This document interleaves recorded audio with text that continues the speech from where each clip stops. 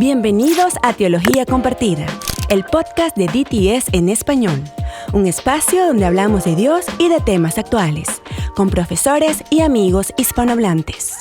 Hola, bienvenidos una vez más a un programa de Teología Compartida.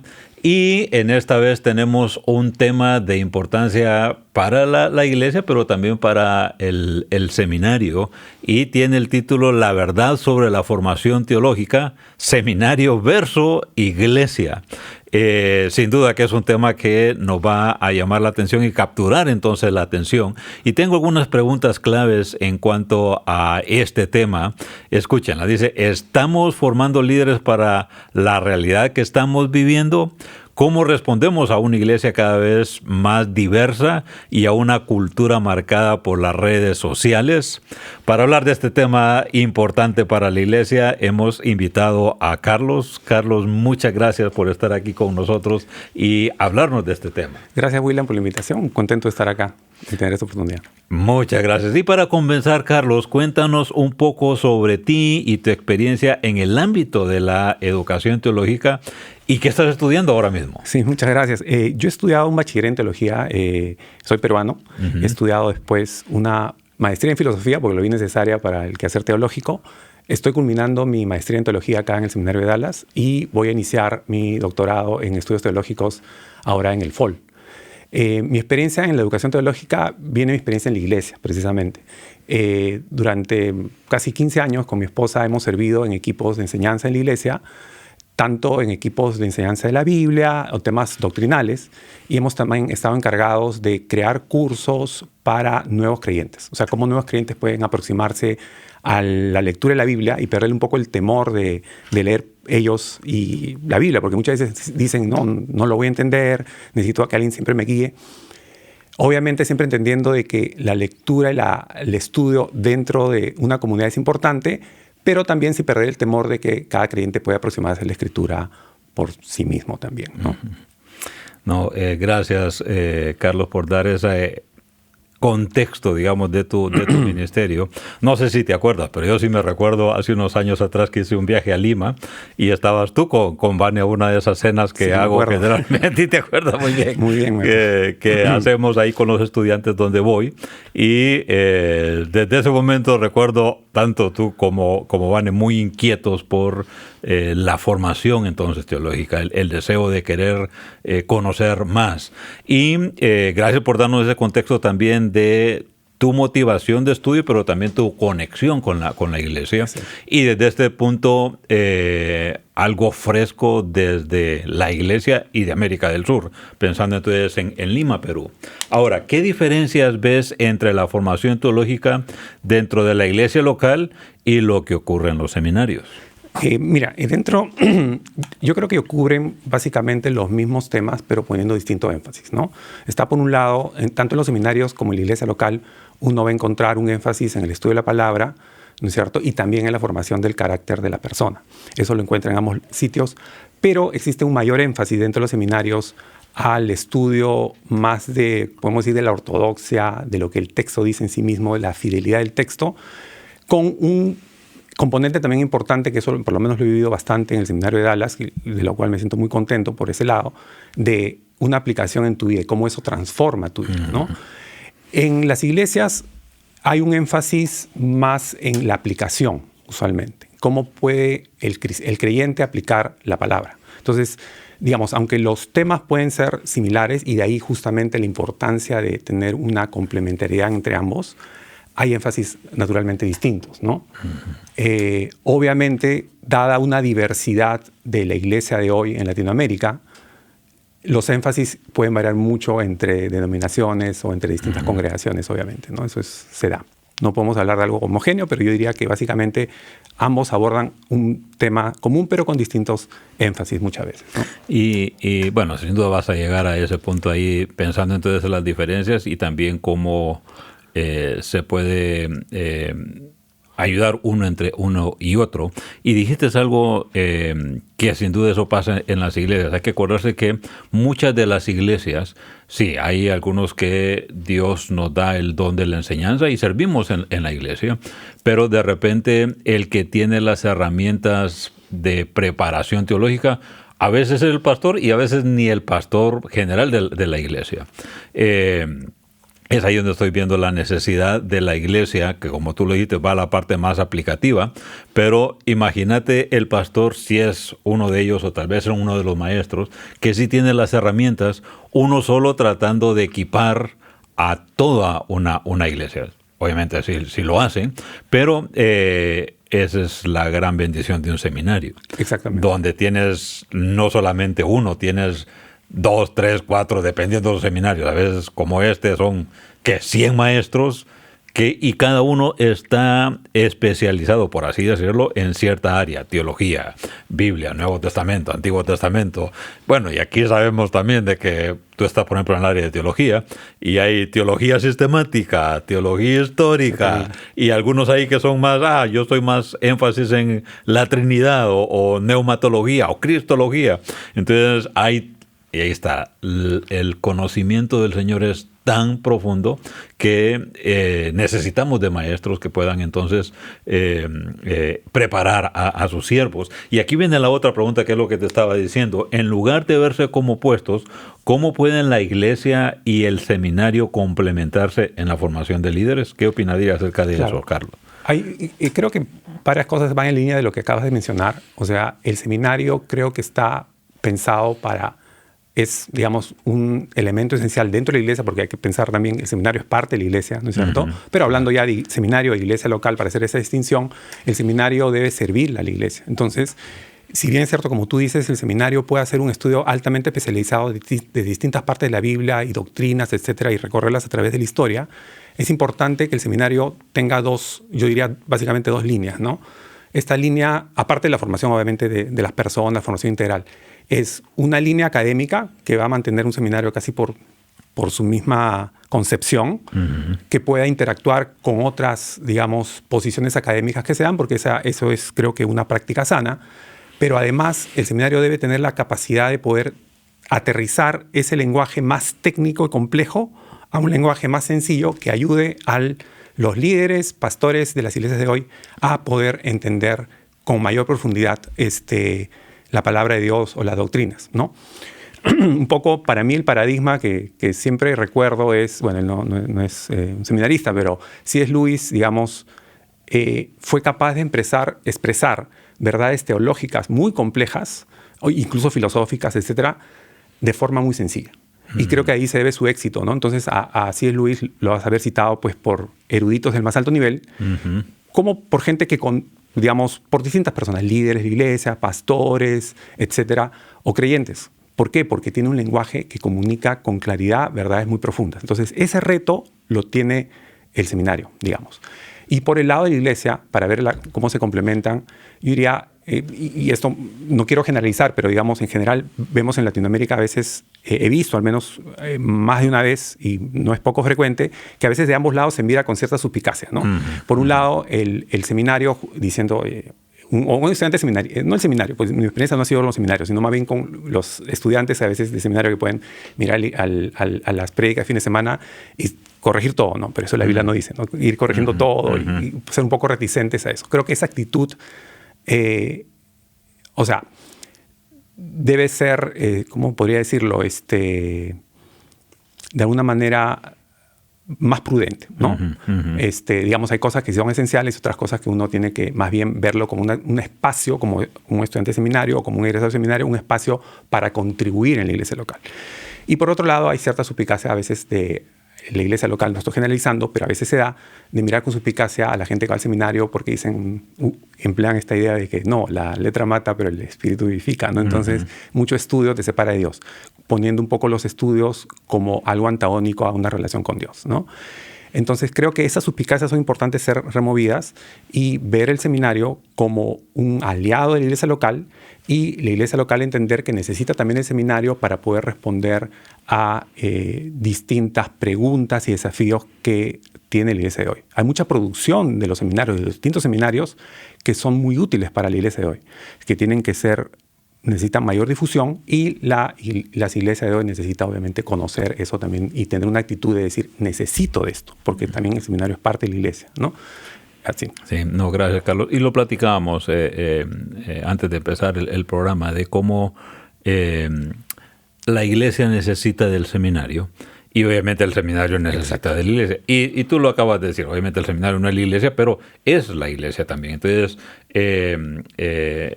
y aquí viene este es un tema que obviamente es parte de mi ministerio aquí en el seminario y mis viajes en América Latina. Es como veo la iglesia en América Latina, obviamente creciendo y muchas conversiones, muchos nuevos y qué bueno que está creciendo, pero mi temor o el temor es, bueno, cómo están creciendo. Entonces es ahí donde viene la preparación. Exacto. Y claro, estamos aquí pensando en el seminario lo más académico. Hay diferentes niveles de preparación. No toda la gente en la iglesia va a ir a un seminario. Sí. Eso estamos claros, pero esperamos que el liderazgo de alguna u otra manera puede entonces prepararse, porque aquí viene, por la misma pregunta, es cómo se complementan entonces los dos. Y tú lo acabas de decir, es en vez de verse entonces con recelo el uno al otro, más bien entonces es complementario. Necesitamos entonces ver el trabajo de los dos. Exactamente. De hecho, hay muchas iglesias que surgen en Latinoamérica a veces por un buen deseo de una persona que tiene en su corazón de enseñar la palabra, guiar a las personas en la palabra de Dios, y a veces se inician iglesias sin que el líder de la iglesia tenga una formación teológica sólida. Pero es una realidad, eso ocurre, sí, o sea, hay que aceptar, eso ocurre y es muy frecuente. Entonces, eso no impide que, digamos, en la línea natural uno podría decir, no, primero te preparas, estudias y abres una iglesia, etcétera, ¿no? Que es la línea natural, uno podría decir. Pero la realidad es otra. O sea, la realidad pasa de forma no ideal, digamos. Pero dada esa realidad, una responsabilidad así del líder local es prepararse, ¿no? Hay un riesgo de que tú, como un líder local que no has tenido una preparación y tengas ciertos indicadores de éxito porque tu iglesia crece, la gente se siente bien en tu iglesia, pueda decir, entonces no necesito estudiar. Y eso creo que es un riesgo que hay que evitar. Yo creo que hay una responsabilidad por un lado, de los líderes de las iglesias de prepararse, buscar, digamos, apoyarse en los seminarios, porque, digamos, se ha hecho mucho trabajo útil en el seminario a lo largo de la historia también. Y por el lado del seminario, reconocer, ver a estos pastores, sobre todo pienso más en el lado de lo que me corresponde más a mí como un estudiante de seminario, ver a estos pastores o a estos líderes de iglesia con una necesidad y cómo yo los puedo ayudar a hacer mejor su trabajo. No, yo diría, no tomar una actitud crítica contra ellos, sino más bien tomar si tenemos una carga de enseñanza, sobre todo mirar, ellos necesitan aprender estas cosas, ¿cómo yo les puedo ayudar? Una forma que les puede ayudar es generando un material que sea más sencillo de leer. Porque hay que tener presente que mucha gente no se prepara porque tienen ciertas barreras, ya sea una barrera de tiempo, o sea, a veces no tienen tiempo, sucede que a veces tienen una serie de responsabilidades y empiezan su pastorado y ya no tienen tiempo para prepararse. Tema financiero también, que es importante. Y hay otro aspecto también que hay que aceptarlo. A veces no tienen la facilidad o no han sido entrenados para entender ciertos conceptos que pueden ser un poquito más complejos. Entonces, el reto es, para ayudar a la iglesia de hoy, creo, es cómo puedes hacer una educación más accesible a ellos, cómo puedes hacerla más sencilla para que puedan entender. Eso puede ayudar mucho, creo, que a la iglesia de hoy, al líder de hoy, ¿no? Ahora, una cosa que no mencioné antes, pero creo que es evidente para todos, ¿no? Es tan importante la relación entre el seminario y la iglesia que toda la gente que va al seminario congrega una iglesia. O sea, entonces ahí nomás uno ve la importancia de una iglesia local. Entonces uno ve la importancia de cómo el seminario y la iglesia local están muy vinculados, ¿no? Pues estamos hablando que las personas básicamente interactúan en ambos lados. Y gracias por mencionar eso, Carlos. Lo miramos acá en la misma ciudad de Dallas. La bendición que la ciudad de Dallas tiene, bueno, Dallas y sus alrededores también, que tantos egresados del seminario que algunos han crecido en iglesia, han venido y siguen entonces su iglesia, u otros entonces venimos de afuera y estamos acá y estamos entonces bendiciendo entonces a la iglesia, siendo parte de la iglesia. Entonces aquí se puede ver esa bendición en la ciudad, de que el seminario, el estar acá y el estar conectado con la iglesia es bendecida, y también al revés. Exacto. El seminario es bendecido también por las iglesias. Con esta idea, y estamos entonces conectados con la siguiente pregunta, ¿por qué es tan importante la formación teológica para la iglesia en el contexto actual, hoy mismo? Sí, es una muy buena pregunta realmente. Una de los, digamos, la iglesia había cambiado, creo yo, mucho en los últimos 15, 20 años. Es mucho más diversa que antes, ¿no? Hay diferentes denominaciones o confesiones no denominacionales, muy diversa, es, como diríamos en Perú, variopinta, o sea, distintos tonos.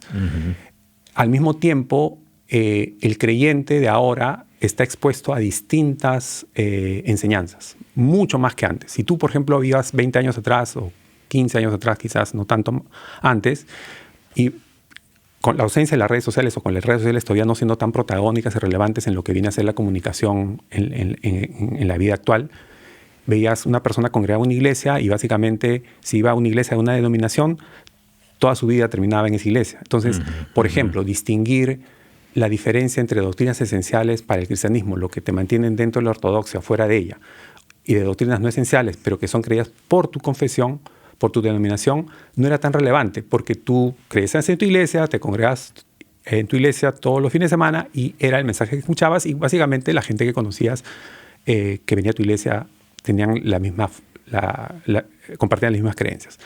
Pero hoy la gente, los creyentes, estamos expuestos a diversas enseñanzas de diversas denominaciones.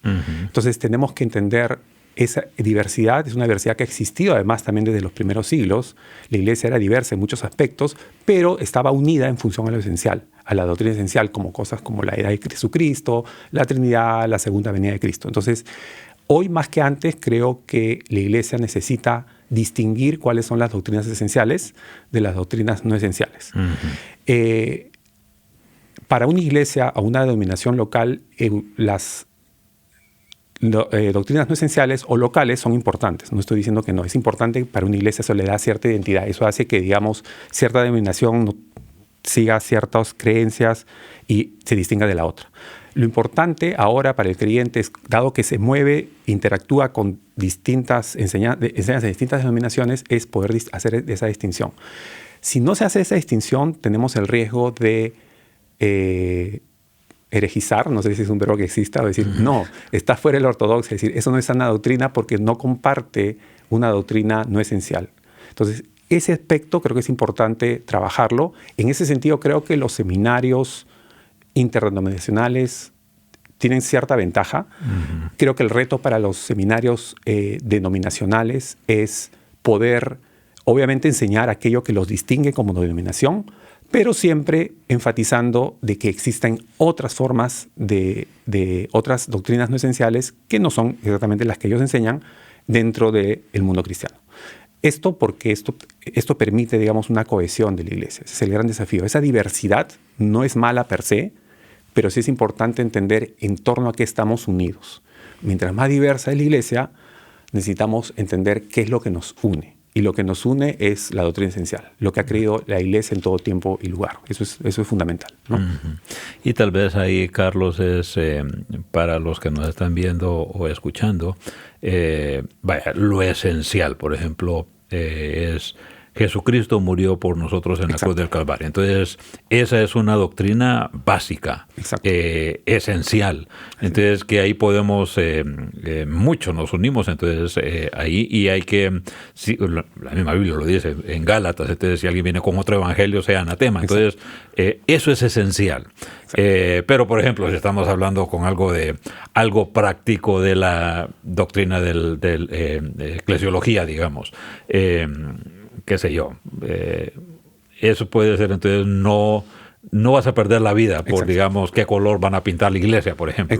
Pero ahora, si ya te colocan de que alguien te dice de que Jesús no es Dios, ahí va lo esencial. Imagino que es lo que estás tratando de decir. Exactamente. Y ahora hay un desafío mayor dentro de esta diversidad, porque incluso dentro de la comunidad de la iglesia cristiana, pueden haber denominaciones, se pueden dar casos de que niegan doctrinas esenciales. Entonces, ese tema es importante poder reconocerlo. Si niegan la deidad de Jesucristo o la Trinidad o la segunda venida de Cristo, como tú dices, la salvación por fe y todo eso, es importante poder distinguirlo.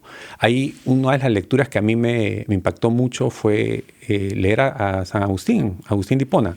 Él era muy, muy celoso con el tema de la deidad de Cristo, la Trinidad, etcétera, era muy celoso, pero en otros aspectos era mucho más flexible, el gran Agustín, ¿no? Él decía, esta es mi interpretación, la he estudiado con profundidad, estoy convencido que es así, pero si alguien me da una mejor explicación de este pasaje, estoy abierto a aceptarla.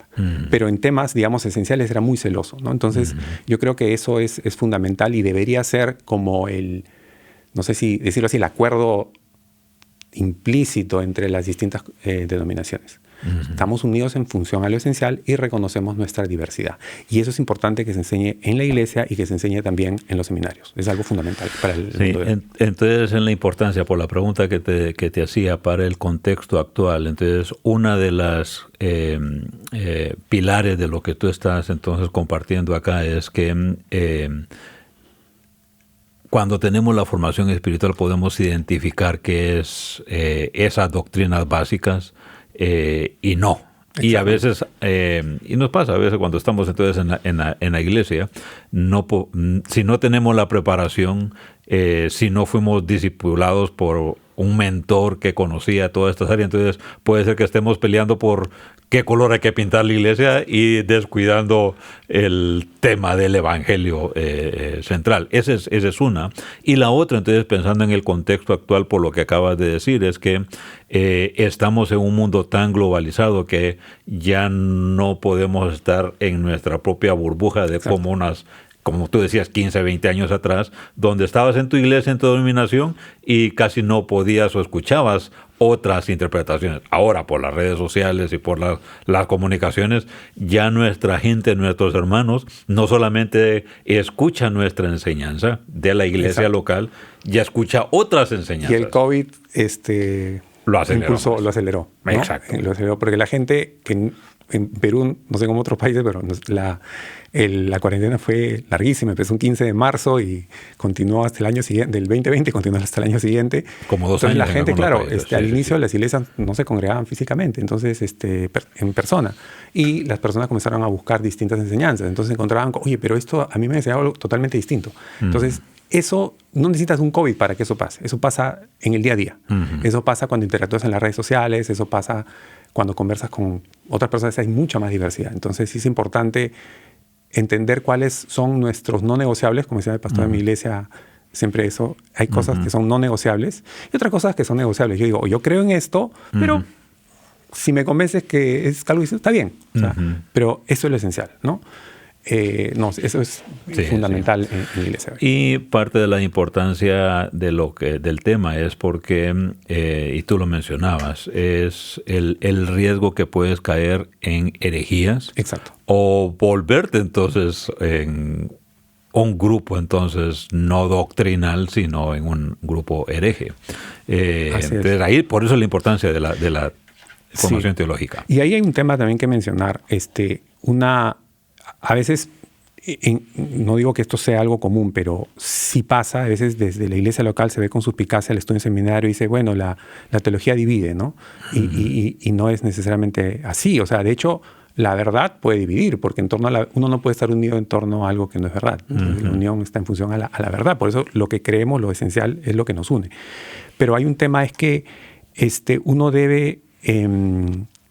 Esta idea de cuando uno tiene una mala teología, eso te lleva normalmente a una mala práctica, sobre todo en lo esencial. Si tú concibes a un Dios distinto del que es, si Jesús no es Dios, te cambia tu soteriología, porque quien murió en la cruz no es Dios, quien es tu Salvador no es Dios. Entonces cambia tu forma de relacionarte con Dios, cambia tu forma de relacionarte con otros, ¿no? Entonces eso por un lado es importante tenerlo presente, ¿no? en esta discusión. Otro tema es que el estudio dentro de las iglesias es importante esto. Creo que los seminarios lo tienen mucho más claro, obviamente, porque hacen todo un estudio de teología histórica y todo esto. Pero las iglesias muchas veces pueden tener muy buena intención, o ciertas iglesias pueden tener muy buena intención. Bueno, abrimos la palabra, nos juntamos entre todos, la estudiamos, porque Pedro dice, ¿no?, que la profecía no es de interpretación privada, entonces nos juntamos y analizamos. Y puede haber una buena intención detrás de eso. Pero eso es limitado, en cierta forma. Y de esa manera han surgido algunas herejías también, ¿no?, en el siglo XIX, porque se juntaron y decir, bueno, vamos a juntarnos nosotros y vamos a ver qué entendemos en la Biblia. Porque yo siempre recuerdo, ¿no?, Hechos 2:42, cuando dice que los primeros creyentes se juntaban para compartir la enseñanza de los apóstoles y todo esto. Nosotros, en la iglesia de hoy, estamos en la obligación de hacer ese estudio de la palabra en comunidad. Pero muchas veces nos olvidamos que somos parte de una familia que ha venido a través del tiempo. Y nos olvidamos que había otros creyentes que interpretaron, de hecho los apóstoles, creyeron, interpretaron de esta forma la Biblia y lo fueron transmitiendo de generación en generación. Y llegó esto hasta nosotros. Entonces, en ese estudio de la palabra, en comunidad en la iglesia, tenemos que invitar a cuál ha sido la interpretación de la iglesia, desde la iglesia del inicio. Por eso es tan importante ir a ver qué ha creído la iglesia de los primeros tiempos, ¿no? Entonces, en ese aspecto, creo, una de las líneas que hay que reforzar, especialmente para la iglesia en Latinoamérica, es el estudio de la teología histórica. O sea, cómo la doctrina fue, digamos, precisándose o fue entendida a través de los tiempos, para poder distinguir aquello que es esencial de lo que no es esencial. Entonces, una característica de una doctrina esencial es que aplicamos esta regla de Lehrings, que es aquello que fue creído en todo tiempo y lugar. Si es esencial, tenía que estar presente en el primer siglo. Tenía que estar, primero, tiene que estar en la Biblia. O sea, si no... Claro. Y entendida así por los primeros creyentes. La idea de Cristo es algo que ha sido muy atacado, es muy atacado en los tiempos, en todo tiempo, creo, que es una de las favoritas, flancos de ataque, pero es algo que fue creído por los primeros discípulos y los discípulos de los discípulos. O sea, los padres apostólicos creen en la idea de Jesús, ¿no? A mí una frase que me encanta, me parece preciosa, es de Ignacio de Antioquía, que dice la sangre de Dios. O sea, de hecho en Hechos hay un pasaje que es muy similar, pero como dice Ignacio, la sangre de Dios es una frase preciosa, porque en una palabra tan corta te habla de la deidad de Cristo, de su sacrificio y de su humanidad, porque por eso sangra, ¿no? Y de su sacrificio y de su amor sacrificial. O sea, en una frase tan pequeña. Y eso es algo que fue creído del inicio, ¿no? Entonces ese es un desafío de los seminarios. Ya floreció, Carlos, tu corazón. Sé que estás terminando la maestría en teología este mayo y después vas ya aceptado para el programa doctoral en teología aquí. Y tengo entendido que te gusta más esa área, la parte histórica teológica, ¿cierto? Así es. A mí me llama mucho la atención y creo que es fundamental para enseñanza incluso de la teología sistemática, la teología histórica. Es algo que me apasiona. Y para mí es una bendición descubrir qué creían los primeros siglos y confirmar que creía aquello que yo creo, que creemos ahora. Entonces, pero ya lo ves desde primera fuente. Es una bendición total creer eso, ¿no? Adelante. Necesitamos más de eso, Carlos. Por favor, hazlo. Desde tu perspectiva, ¿cuáles son los principales desafíos que enfrenta hoy la formación teológica? Por ejemplo, diversidad eclesial, redes sociales, cambios culturales. Sé que hay muchos temas acá y no sé si de repente por ahí también nos puedes colocar desde tu perspectiva, siendo peruano, lo que vistes en Lima, lo que vistes entonces ahora aquí, viviendo ahora en Estados Unidos, pero también en América Latina. Sí, yo creo que los desafíos para la iglesia de hoy, para los líderes de las iglesias, es prepararse. Y ¿por qué? Porque la preparación, es necesaria porque ya habíamos dicho justamente que una mala doctrina lleva una mala práctica, ¿no? Una mala ortodoxa lleva una mala ortopraxis. Exacto.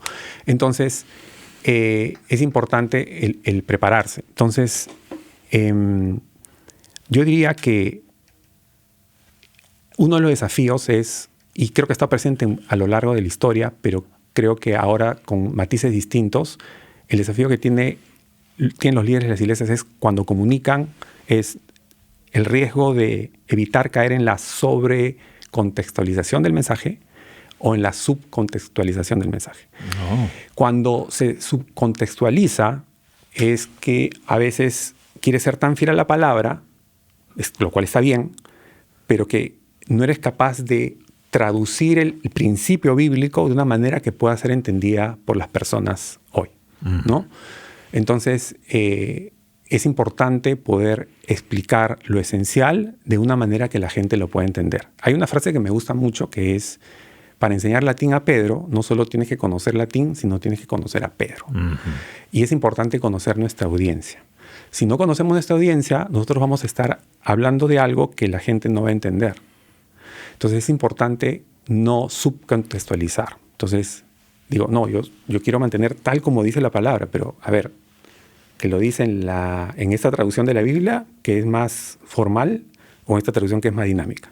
Entonces yo creo que tenemos que hacer un esfuerzo, se tiene que hacer un esfuerzo por contextualizar.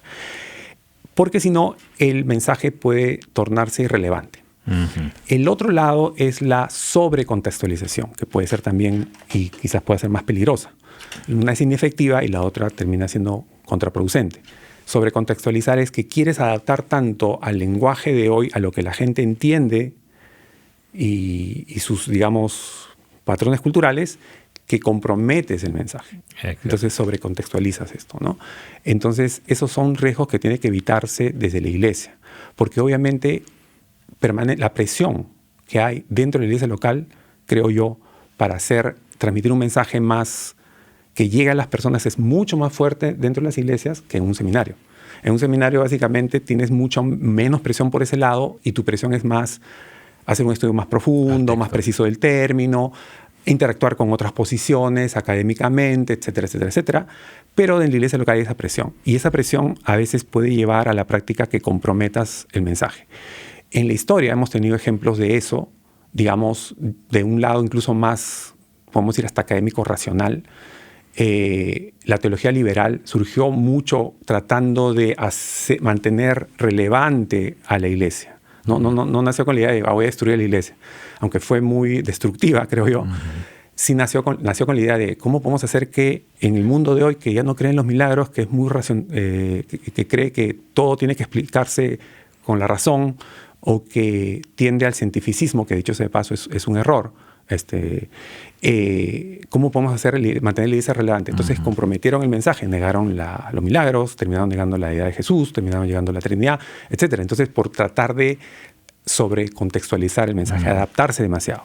En el día de hoy creo que el reto es evitar sobreadaptarse a la cultura, a la forma en que la gente... Yo no digo que la iglesia está en contraposición per se a toda expresión cultural.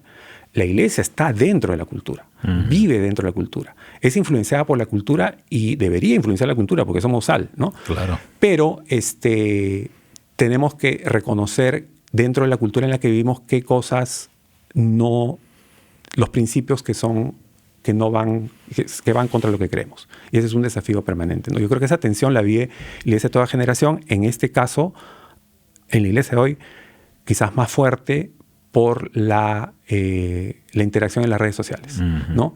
Y cómo a veces uno se va dando cuenta que ciertas expresiones culturales y ciertas cosas que terminan siendo importantes para una generación, de pronto en esa misma generación dejó de ser importante 5 años después, ¿no? Entonces, y la iglesia no tiene que saber cómo lidiar frente a eso, ¿no? Carlos, y eso, y muy bien la explicación que nos acabas de dar. ¿Viste ese patrón en tu contexto cuando vivías en Lima, o cuando vas entonces a Lima, en Perú? He visto ese tipo de experiencia en muchas iglesias latinoamericanas, pero no creo que sea exclusivo de las iglesias latinoamericanas, porque también viendo predicas en Estados Unidos también te das cuenta. Es un desafío general, ¿no? Probablemente diría, eso puede ser más común mientras menos carezcas de una base sólida. Entonces, yo creo que ahí la formación teológica se hace más importante, porque cuando tú tienes una sólida formación teológica, eres capaz de distinguir que aquí ya no estoy haciendo el mensaje entendible a la gente, sino estoy comprometiendo el mensaje. Entonces, es importante por eso la formación teológica para los pastores y líderes de hoy. Entonces, sí, una diferencia entre el mundo anglosajón y el mundo, digamos, y el mundo acá en Estados Unidos con el Latinoamérica está en que hay mucho menos gente preparada para la cantidad de creyentes. Eso, las estadísticas lo respaldan, ¿no? Entonces, dado ese contexto donde aún hay una enorme deficiencia de preparación de los pastores y líderes en Latinoamérica, el caer en esa sobreadaptación del texto y comprometer el texto bíblico y la enseñanza bíblica es mayor que en otros lugares. Entonces, por eso se hace más relevante la enseñanza, educación teológica en Latinoamérica. Entonces, cuando tú eres capaz de reconocer una verdad esencial, es mucho más fácil que tú digas, no, este mensaje ya está cambiando el texto bíblico. Ya hay otro principio detrás. Y otra cosa que es importante, además creo que a veces se olvida, ¿no? Es el estudio teológico requiere conocer otros temas de la realidad, ¿no? Como la historia, como incluso la filosofía, varios temas obviamente son parte de la teología sistemática. Y es importante conocer porque, como esta frase decía, en una mano la Biblia, en la otra el periódico. Y volviendo al tema para enseñar latín a Pedro, no solo hay que conocer latín, sino conocer a Pedro. Es importante conocer a nuestra audiencia. Y a nuestra audiencia la vamos a conocer si entendemos una serie de aspectos culturales, la dinámica social. Pero el punto es una sólida formación teológica y también conocer nuestra audiencia para poder transmitir un mensaje, pero que sea fiel siempre al mensaje bíblico, obviamente. En otras palabras, puede ser que seas experto en latín, puede ser que seas el experto en el estudio de la palabra. Exacto. Pero si no conoces a Pedro, si no conoces tu contexto, si no conoces la iglesia, vas a fallar. Exacto. O la otra parte también puede ser de que conoces demasiado a Pedro, exacto, pero no conoces el latín. Exactamente. Entonces, muy bien. Ahí necesitamos entonces de la combinación de los dos. Mira, como te dije, el tiempo se nos fue así de rápido, pero para quienes están considerando formarse teológicamente, ¿qué consejo práctico le darías, Carlos? Sí, si están pensando en ir a un seminario, yo les diría... Primero, que no vayan a un seminario si no han leído primero su Biblia. Porque a veces creo que va a pasar que gente que empieza a estudiar el seminario y no ha leído la Biblia con dedicación. No te digo que... No quiero ponerlo esto como una restricción así, que hayas leído que hayas entendido cada versículo de la Biblia y seas un experto, pero creo que es importante empezar leyendo tu Biblia y teniendo claro eso. Y después, si estudias la palabra, si estudias en un seminario, siempre tener una actitud humilde. Hay que reconocer, si yo en un seminario estoy viniendo a estudiar es porque reconozco que ignoro una serie de cosas. Entonces, tener un corazón enseñable, una actitud enseñable. Y lo tercero es que tenga presente que un seminario no sustituye tu vida de iglesia local. O sea, porque pasa que la gente, he visto, no digo que es algo general, pero gente comienza a estudiar y como que se desconecta a veces del día a día de su iglesia. No va a la iglesia y ya no todo le parece preciso, ¿no? No, pero esto no está bien, acá se ha equivocado, ¿no? Entonces, y yo creo que uno tiene que mantener esa actitud enseñable dentro del seminario y dentro de tu iglesia local. Yo cuando voy a la iglesia local, las enseñanzas de fin de semana, tengo que ir con una actitud enseñable. Hay algo que el pastor de mi iglesia me puede enseñar. ¿Cómo puedo aplicar esto? Entonces, esas cosas yo diría que son importantes, ¿no? Mantener una actitud enseñable, leer tu Biblia, obviamente, antes de iniciar tus estudios y tener presente que tus estudios seminarios no reemplazan tu vida de la iglesia, ¿no? Complementan, en todo caso lo pueden enriquecer y finalmente uno está en la iglesia, lo que vas a estudiar no va a ser para ti, va a ser para beneficio de otras personas, siempre. Carlos, muchas gracias. Y has tocado algo clave pensando ustedes en el estudiante o en el hermano que está preparándose. Y creo que en ese proceso de formación que el Señor tiene para el estudiante, el siervo de Dios en el presente y en el futuro, que de repente va a ser el pastor de la iglesia o el maestro del seminario o el líder espiritual y mentor de muchos, el Señor quiere siervos humildes. Que en ese proceso de preparación obviamente va a escuchar muchas cosas, aprender muchas cosas que dice, esto no lo había escuchado, y de repente su pastor local que no tuvo la oportunidad de una preparación se va a sentir que sabe más. Ahí no es de quién sabe más, es de a quién el Señor está transformando, de acuerdo a su siervo para poder ser de bendición entonces para otros. Ese es el llamado que todos tenemos. Carlos, muchas gracias. Muchas gracias, William, a ti por la oportunidad. Me olvidé mencionar nada más que cuando me presenté, hace justamente con este deseo de difundir un poco la palabra de Dios, hace un poquito más de un año estoy posteando unos videos en un canal de Instagram. Aún es pequeño, tengo como 5,000 seguidores, pero para los que me quieran seguir. Muy bien. Cristianismo en blanco y negro. Gracias, Carlos. Gracias. Es una publicherry, como dicen en mi país. Sí. Y sin duda, cuando se publique este episodio, van a colocar toda tu información ahí para que puedan entonces continuar. Muchas gracias a ustedes por continuar un episodio más de Teología Compartida. Como vieron, este tema, seminario versus iglesia. Y concluimos, la verdad que es complementario. Tanto la iglesia necesita el seminario como el seminario necesita la iglesia. Imagínense el seminario sin la iglesia, no va a tener estudiantes. Imagínense la iglesia sin la preparación para estos siervos de Dios, va a estar entonces con mucha necesidad entonces en cuanto a la formación teológica y doctrinal. Así que muchas gracias por continuar con nosotros. Puedes seguir viendo más de estos videos y compartirlos con DTS en español, que va a encontrar entonces el link acá. Bendiciones, Dios les bendiga. Gracias por escuchar el podcast Teología Compartida del Seminario Teológico de Dallas en español, donde aprendemos a enseñar la verdad y amar a los demás.